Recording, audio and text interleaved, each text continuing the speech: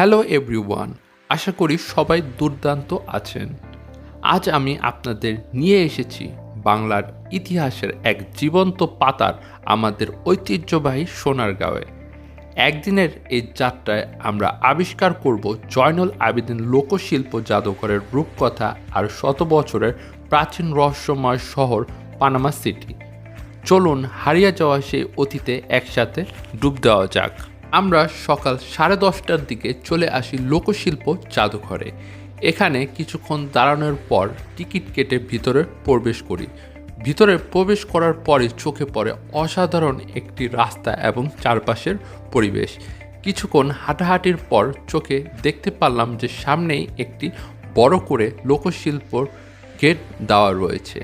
সেই গেটটি পুরোটাই খড়কুটো দিয়ে তৈরি এবং পাশেই রয়েছে নাগরদোলা এবং বাচ্চাদের খেলনার জিনিসপত্র। এখানে এখন পর্যন্ত মানুষ আসে নাই, কারণ আমরাই সর্বপ্রথম এই পার্কটিতে ঢুকেছি, যার কারণে এখনও তেমন মানুষজন দেখতে পাচ্ছি না। এবং পাশেই দেখতে পারলাম নতুন একটি মহলের মতো বিল্ডিং, যেটি দেখতে এক কথায় অসাধারণ। চোখে না দেখলে বিশ্বাসই করা যাবে না যে এত সুন্দর একটি বাড়ি তৈরি করা যায়। মনে হচ্ছিল আমরা কোনো রাজপ্রাসাদে বা ধনী কোনো ধনকুবের বাড়ির সামনে দাঁড়িয়ে আছি। এবং সামনে খুব সুন্দর করে বাগান তৈরি করা হচ্ছে, যে ফুলের সারি সারি বেঁধে রাখা হয়েছে, যা দেখতে খুবই সুন্দর লাগছিল।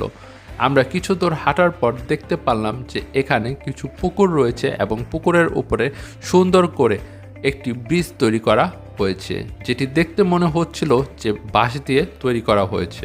প্রাকৃতিক পরিবেশে ঘেরা এই পার্কটি অনেক বড় এবং অনেক জায়গায় কাজ চলমান রয়েছে। দীর্ঘ সময় ঘোরাঘুরির পর আমরা একটি লাইব্রেরি দেখতে পারলাম।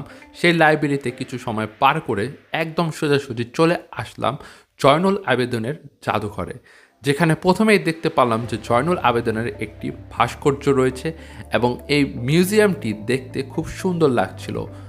ভিতরে বাইরে দেখার মতন জায়গা। আমরা ভিতরে প্রবেশ করতে দেখতে পারলাম প্রাচীন কিছু ঐতিহ্যবাহী জিনিস এবং খোদাই করা কিছু নকশা এবং জিনিস তৈরি করা হয়েছে, যা খুবই সুন্দর। এখানে অনেক রকমের জিনিস রয়েছে যা দেখতে আপনার 2 ঘন্টারও বেশি সময় লাগবে।